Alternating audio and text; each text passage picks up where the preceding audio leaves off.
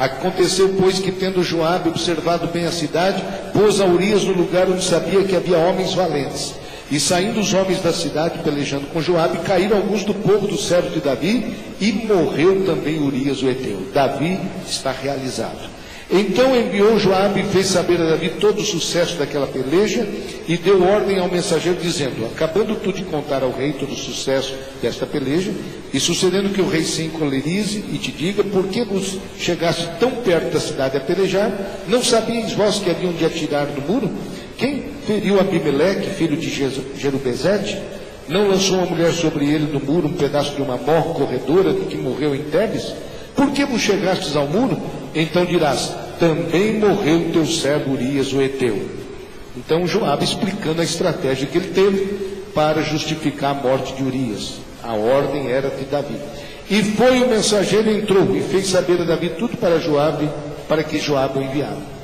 E disse o mensageiro a Davi: na verdade que mais poderosos foram aqueles homens do que nós, e saíram a nós ao campo, porém nós fomos contra eles até a entrada da porta. Então os flecheiros atiraram contra os teus servos desde o alto do muro, e morreram alguns dos servos do rei. Também morreu o teu servo Urias o heteu. E disse Davi ao mensageiro: assim dirás a Joabe: não te pareça isso mal aos teus olhos, pois a espada tanto consome este como aquele. Esforça a tua peleja contra a cidade e a derrota. Esforça-o tu assim. Ouvindo, pois, a mulher de Urias que Urias, seu marido, era morto, lamentou a seu senhor. E passado o luto, enviou Davi e a recolheu em sua casa. E lhe foi por mulher, e ela lhe deu um filho, porém essa coisa que Davi fez pareceu mal aos olhos do Senhor. Aqui acaba o cinismo de Davi, capítulo 12.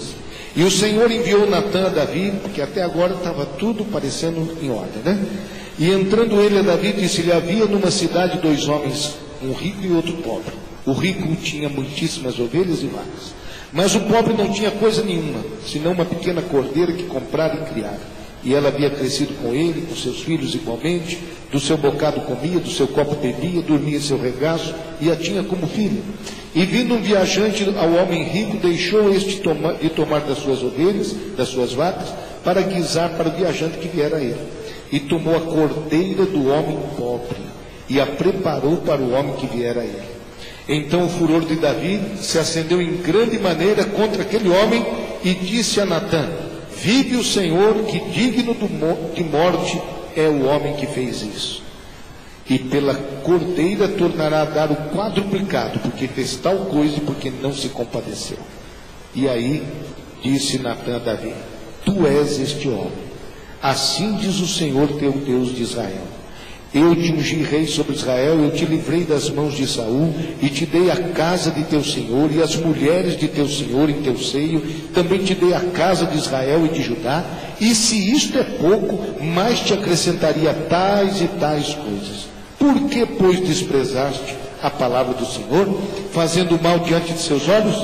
A Urias o heteu feriste a espada, e a sua mulher tomaste por tua mulher, e a ele mataste com a espada dos filhos de Amon. Agora, pois, não se apartará a espada jamais da tua casa, porquanto me desprezaste e tomaste a mulher de Urias o heteu, para que te seja por mulher. Assim diz o Senhor: eis que suscitarei da tua mesma casa o mal sobre ti, e tomarei tuas mulheres perante os teus olhos, e as darei a teu próximo, o qual se deitará com as suas mulheres perante este sol. Isso fez Absalão, filho dele. Porque tu o fizeste em oculto, mas eu farei este negócio perante todo Israel e perante o sol. E então disse Davi a Natã: pequei contra o Senhor.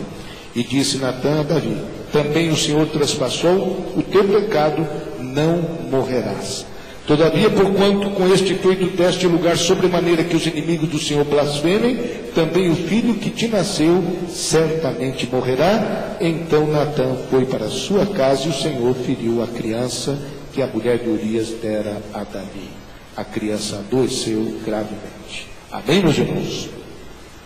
Essa é a história que, se eu fosse citar, demoraria mais do que a leitura. Então, os irmãos se lembrem dessa história, se lembram dessa história e percebem que o que mais traz desgosto para Deus, o grande mal do pecado, não é a ofensa que foi feita contra a mulher e nem contra Urias. O versículo de número 10 diz o que é pecado. Se alguém um dia te perguntasse o que é pecado, você pode usar essa definição que está aí no capítulo 12, verso 10. Diz: agora, pois, não apartará a espada jamais da tua casa, porquanto me desprezaste. Amém, irmãos? O mais sério no pecado não é a ofensa que você faz, mas é o desprezo que você dá a Deus. Quantos entenderam isso, amém, irmãos? Todo pecado, em última análise, é um desprezo a Deus. É isso que é pecado. Todo pecado tem o conteúdo de desprezar a vontade de Deus. Então, o Salmo de número 51, ele começa dizendo assim: tem misericórdia de mim. Ele tem algumas partes. E a primeira parte é a história do pecado e do arrependimento, não é? No verso 1 e 2, é aquela palavra que está lá no segundo livro de Samuel: tem misericórdia de mim, ó Deus, segundo a tua benignidade, apaga as minhas transgressões, segundo a multidão das tuas misericórdias, lava-me completamente da minha iniquidade e purifica-me do meu pecado. Amém, meus irmãos? Então, a primeira expressão aqui é tem misericórdia. Quando Davi usa essa expressão, ele está reconhecendo que não há nada que justifica ou que dê a ele merecimento daquilo que ele está pedindo. Então, quando ele usa a expressão tem misericórdia, significa que ele não tem direito de receber aquilo que vai pedir. Toda vez que você pede a Deus tem misericórdia, você quer dizer isso: Senhor, o que eu vou pedir, eu não tenho direito de receber. Por isso é que eu peço, tem misericórdia. Amém, irmãos? Então, tem misericórdia de mim. O que ele vai pedir? Está no versículo 2. Lava-me completamente da minha iniquidade e purifica-me do meu pecado. Então, ele reconhece no versículo 1 que ele tem uma base para pedir misericórdia. Qual é a base para a gente pedir misericórdia a Deus? Segundo a tua benignidade. O nosso Deus é benigno. Você pode louvar a Deus por isso? O que quer dizer isso? É como um pai que tem um filho desobediente. Não deixa de ser filho porque desobedeceu. Amém, irmãos? Então Davi sabia: eu não tenho direito de receber esse perdão, mas ainda pertenço a Deus. Bendito seja o nome do Senhor. Davi, a gente já tem falado isso aos irmãos, é o único rei de Israel que é chamado segundo o coração de Deus, porque ele nunca levantou um ídolo em Israel. Ele não foi buscar ídolo em lugar nenhum.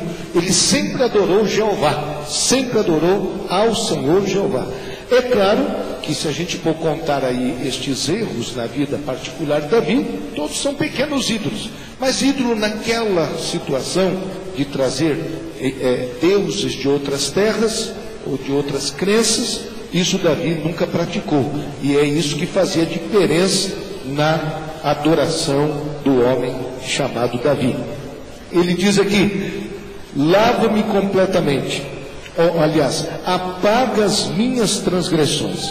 Ele está pedindo ao Senhor que, como quando você escreve num quadro, numa lousa, e passa um apagador, é isso que Davi está pedindo. Quando nós, irmãos, estamos nesta situação, não talvez pelo mesmo erro de Davi, que Deus nos guarde, mas por situações outras, que nós vemos um abismo entre nós e o nosso Deus, nós devemos ter este mesmo desejo: pedir a misericórdia, confiar na benignidade e saber que o Senhor apaga. Bendito e glorificado é o nome do Senhor.